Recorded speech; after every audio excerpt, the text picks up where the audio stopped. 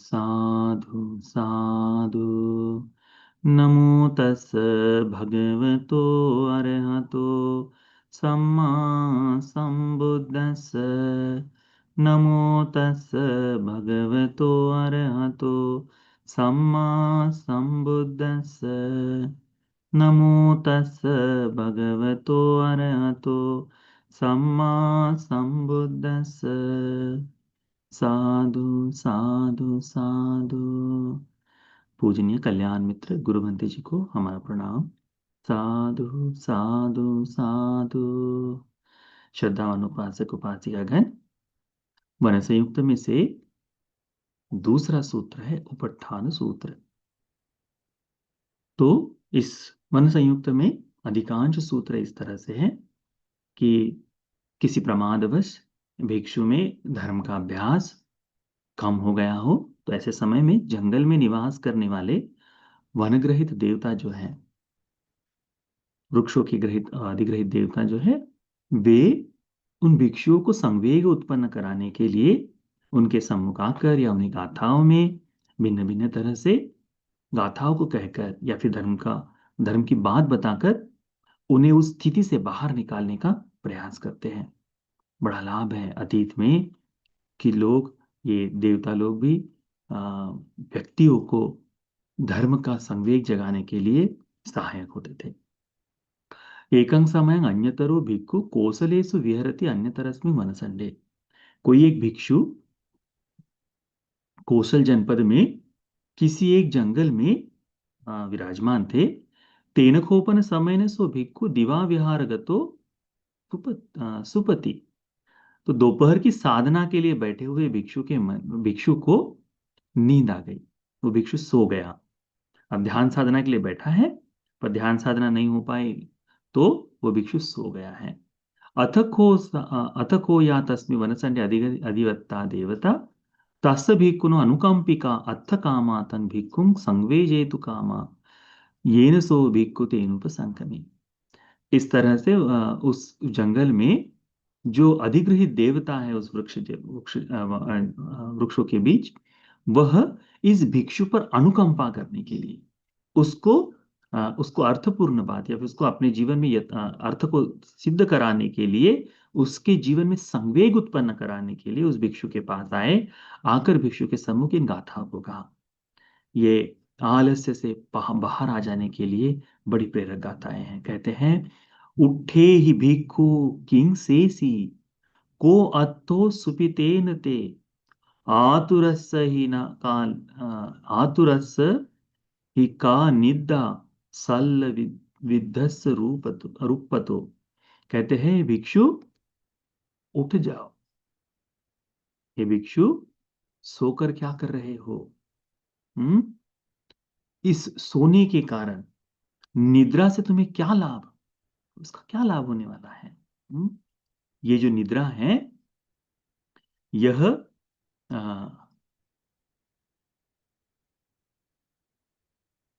ये क्लेश नाम के, है ना, क्लेश नाम का जो बाण तुम्हें लगा हुआ है, क्लेशों के बाण को क्लेश से पीड़ित हुआ, क्लेश से यानी अपने जीवन में जो अकुशल है, अकुशलों से बीमार हुआ, क्लेशों के कारण क्लेशों से बींधता हुआ तुम पड़े हो इस संसार में, तो भी तुम्हें कैसी नींद आ रही है करके। यानी हम देखें तो हमारे जीवन में हमारे क्लेशों से जीवन भरा हुआ है। दिन भर रात भर अकुशल घर कर जाते हैं। निरंतर जीवन में कहीं ना कहीं से राग का भाव जागेगा, द्वेष का भाव जागेगा, है ना। यहाँ भिक्षु भी सुरक्षित नहीं है। ठीक, तो भिक्षुओं के बीच में ये निरंतरता से जागते रहता है।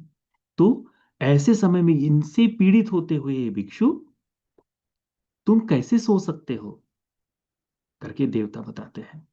क्योंकि प्रवज्जित हुआ है किस लिए? मुक्ति की इच्छा से। और यहां यह सो रहा है जबकि इतनी बीमारी हो चुकी है, क्लेश नाम का रोग जड़ा हुआ है, क्लेश नाम का तीर बींध रहा है, तो कैसे सोना? याय सद्धाय पब्बजितो अगा अगारस्मान गारियं तमेव सद्धं ब्रूहि। मां निदाय वसंगा गमी। कहते हैं कि श्रद्धा से प्रवज्जित हुए, घर बार को छोड़कर आए हुए तुम्हें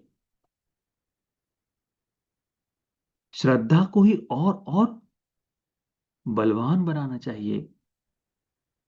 इस तरह से निद्रा के आगोश में आना ठीक नहीं, इस तरह से निद्रा के वश में जाना ठीक नहीं।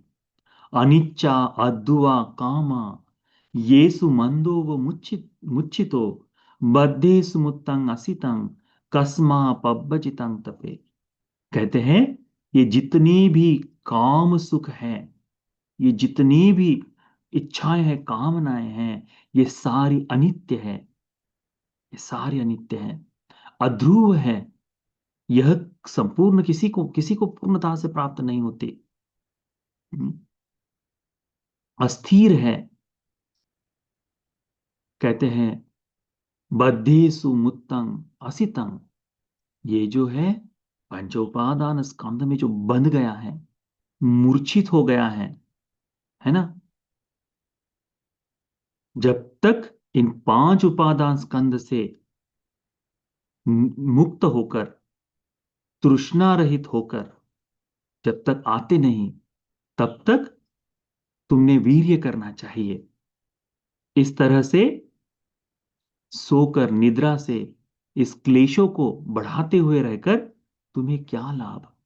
यानी अभी सो रहे तो क्लेशों को ही बढ़ रहा है, तो तुम्हें कस्मा पब्बजितं तपे, तपना चाहिए दूसरे के लिए, परंतु यहां प्रवचित क्या कर रहा है, क्लेशों से तप रहा है, क्लेशों से तप रहा है, उससे जल रहा है।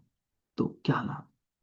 छंद रागस विनया अविद्या समतिक्रमा तं ज्ञानं परमोदानं कस्मा पब्बजितं तपे। ये जो छंद राग है, ये इच्छाएं जो है हमारी, ये दूर कर लेनी चाहिए। अविद्या से परे आ जाना चाहिए।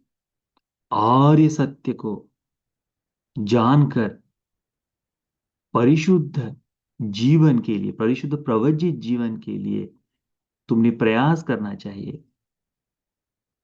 तो सोकर इन कैसे तुम तपा सकते हो, क्लेशों को क्लेशों को कैसे नाश कर सकते हो, यदि सोए रहोगे तो। फिर कहते हैं छेत्वा अविजं विज्ञाय आसवानं परीक्षया अशोकं अनुपायासं कस्मा पब्बजिते। कहते हैं कि ये जो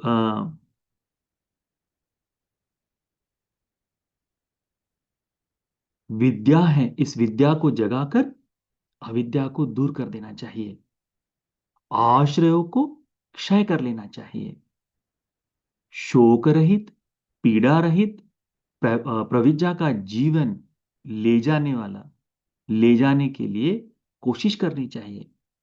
ऐसा करने की कोशिश करते समय सोकर, निद्रा में आकर तुम अपने क्लेशों को कैसे खत्म कर पाओगे।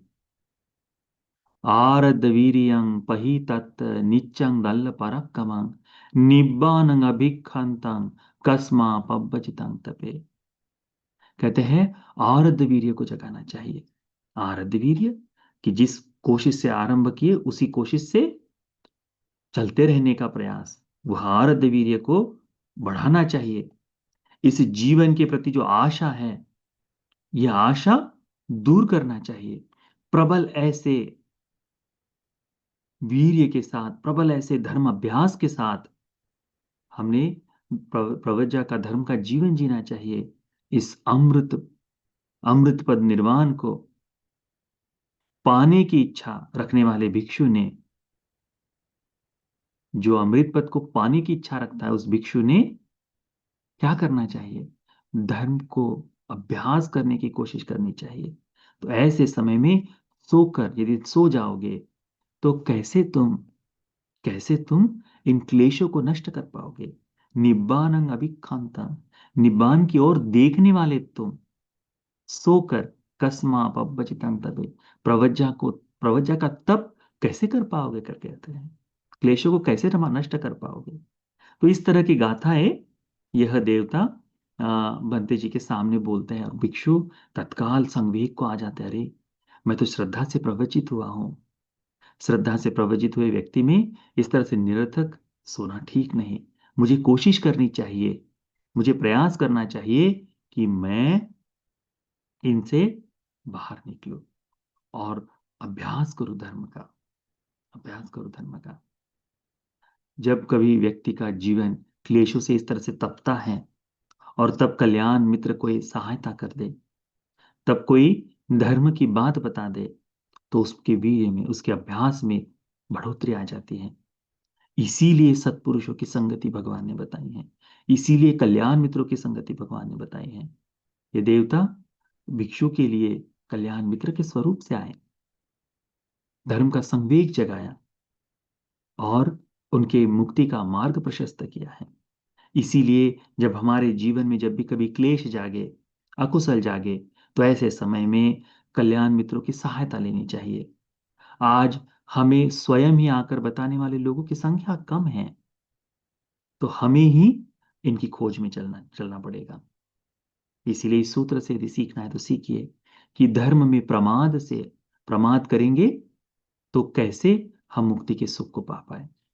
इसीलिए प्रमाद को थोड़ा छोड़कर धर्म के मार्ग पर चलने के लिए हमने निरंतर चलने के लिए आराध्य वीर्य के साथ अभ्यास करना चाहिए।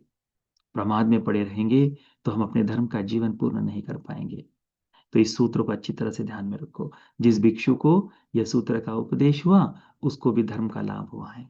तो वैसे ही हमें भी यह सूत्र का उपदेश, इस सूत्र का धर्म का मर्म हमें भी धर्म में चलने के लिए सहायक बने, प्रेरक बने, चार आर्य सत्य को बोध करने के लिए उपकारी हो जाए। साधु साधु साधु।